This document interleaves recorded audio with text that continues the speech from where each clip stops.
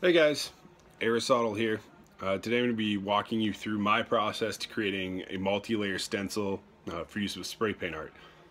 Stencils can be used for several other arts and crafts. You're not limited to just spray art, so if you're finding this video for that, I'm going to cover everything you need to know to cut out your stencils. I do plan on doing a tutorial in the future on how I create and process the actual images in Photoshop to be cut out for a stencil. So if you're just starting out, you don't have to use a multi-layer stencil. If you're wanting to experiment with stenciling, this would be the video for you. So you can just go online, find any silhouette image through Google search, print that out, and follow the same techniques for a single layer stencil. And that's totally fine. It can be a little bit daunting at first to get into cutting multi-layer stencils, but hopefully today makes it a little bit easier for you, a little bit less scary. The end results are really awesome. So this one here, this Step Brothers piece, was the first ever stencil piece that I ever did. So aside from single layer silhouette stencils, you can get really quick, really precise, and really mind-blowing results with these stencils. But they do take a bit of investment and a bit of patience to create. So today I'm going to walk you through that. All right, now to make a custom stencil, there are a few items that you definitely need to have.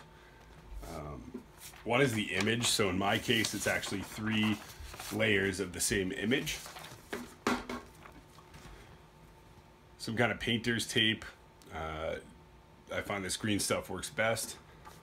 Some kind of tool to help you pick out the little sections that you've cut. In my case, I use a heat tool. And this could be replaced by a hobby knife or an X-Acto knife if you want to go the different route of making your stencil. I choose to do it on clear film, and that is a higher cost, but I do find it's A, a higher quality, and B, a significant reduction in the amount of time I have to spend creating a stencil. To me, that was really important, to be able to churn out a lot of projects in less time. And I find cutting it with a hobby knife on paper or poster board to be quite tedious, and I find the heat tool to be really smooth. If you do want to go with the heat tool, make sure you have this pointed tip. That's really important.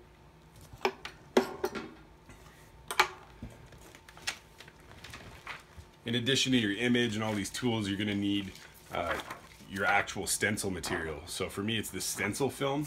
I actually get it in a big roll of about 4 foot wide by 50 to 100 feet, and I cut it down to size depending on the size of my stencil. This pairs really well with the heat tool.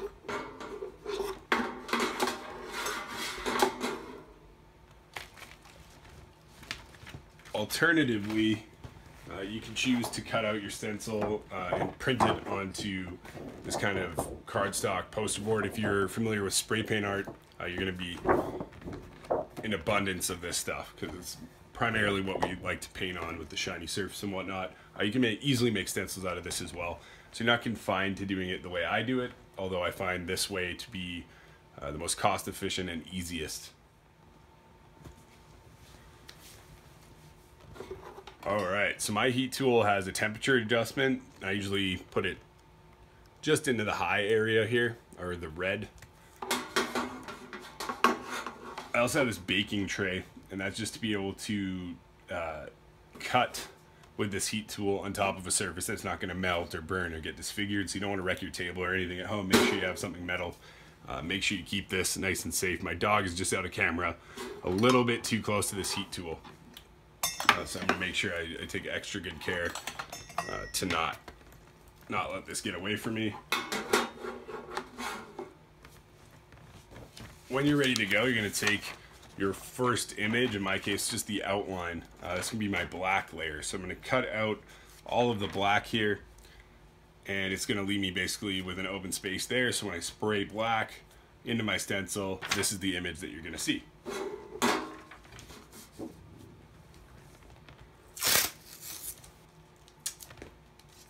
First up, you just want to tape your image down. This is important so it's not moving around on you while you're trying to cut, leaving you with kind of an incorrectly cut piece. So put the first tape up top there, and I just kind of flatten it out to make sure there's no bumps or anything along those lines. Kind of pull it down flat and tape the other side.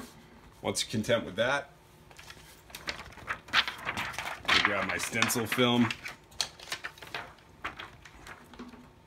lay it over top, and tape that on.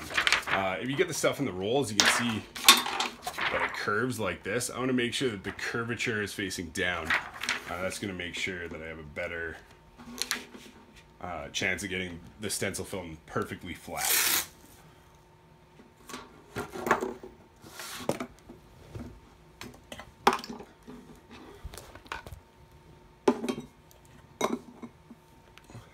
Problem solved.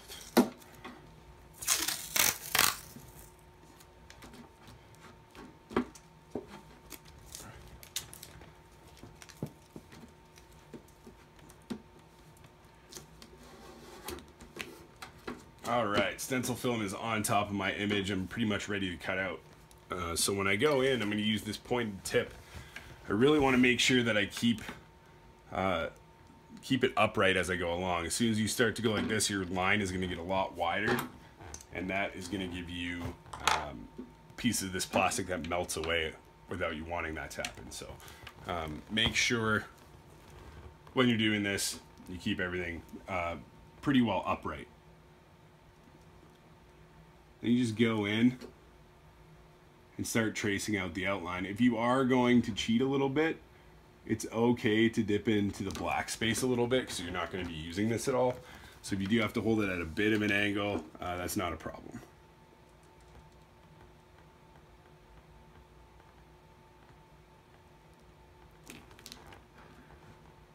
You do want to try to complete an entire line in one pass. When you're working with straight lines, when it's curved, you can kind of just go as long as you feel comfortable, and then no problem to pull up and take a break. Turn the heat up a little bit, make sure I can go through it. As you can see, it's nice and smooth. It just kind of glides through this acetate film. If you're cutting it out with a X-Acto knife on a poster board, you're going to find it's a lot of small cuts. You need a lot of pressure. Your wrist gets sore pretty quickly. With this, I find no issues like that. It glides through like butter. It's really quick. It allows you, once you get used to handling this thing, it gets really good detailed results. So if you have fine details in your stencils, this tool will make you extremely happy. If you're cutting it with a X-Acto knife on poster board initially and you switch to this, you'll see the difference right away. Like I said, it costs a bit more. It's a bit of an upfront investment, but well worth it, especially if you're selling your pieces, because you're recouping the costs associated with making each stencil. You can also use laminate folders, things of a similar thickness that you can find around the house. That could be used as the stencil film as well, so you're not limited to just going out and buying expensive reams of this stuff. You can get away with using household items and whatnot, which is really helpful.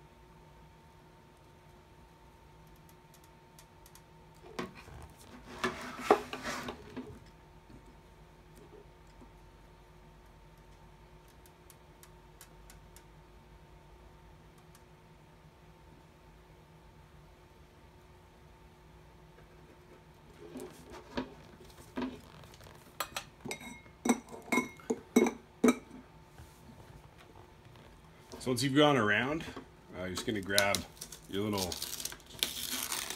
tool here to grab an edge of the stencil film and just start pulling. If you're lucky, it's going to come off in one solid swoop.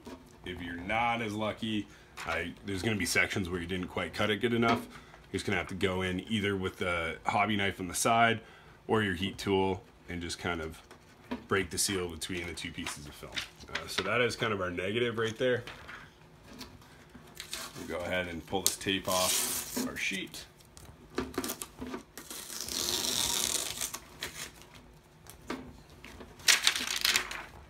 And there we go. That's going to be our black layer stencil. It doesn't get much simpler than that. If you're following along, you're going to be trying the info in this tutorial out for yourself and you're choosing to use a silhouette stencil. This is essentially the only step that you need to know. You're going to print your image, your silhouette image, tape it down, tape your acetate on top, go over it with the heat tool here, and that's your end result. Not a very exciting image right here, but if you have an animal or some kind of standout image, it's going to look really good and effective in your spray paint pieces. Heat tool itself can be bought at pretty much any craft shop. I'm here in Canada. I've seen them at hardware stores. I've seen them lots of different places. Typically sold as a soldering iron / heat tool. So multi-use, blah, blah, blah, blah, blah. Anything of this sort is going to help you. I do recommend getting one with like a temperature control. That seems to help a lot. And almost all of them are going to come with a bunch of adjustable tips. I've actually taken this tip off when the gun itself is cooled off, and I've sanded it to a finer tip than the one they give you, because I found that that wasn't quite pointed enough to really get in all those details. So you can play around with that as well. Next few shots of the video, I'm probably just going to time lapse over, so you're going to see me rock out the next 2 layers. Same exact thing, obviously a little bit more detail in each of these layers coming up, so you can follow along as I kind of cut those out.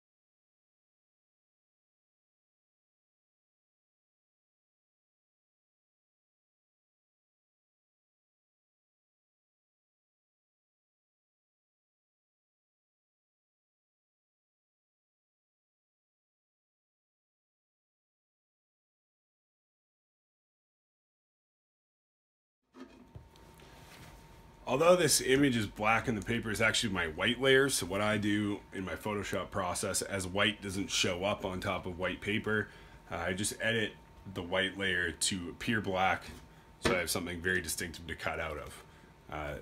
The alternative to that is printing the page with a background color, but that costs a ton in ink, so it's the most economical way to do it. You just got to realize that this is not your black layer, it's your white.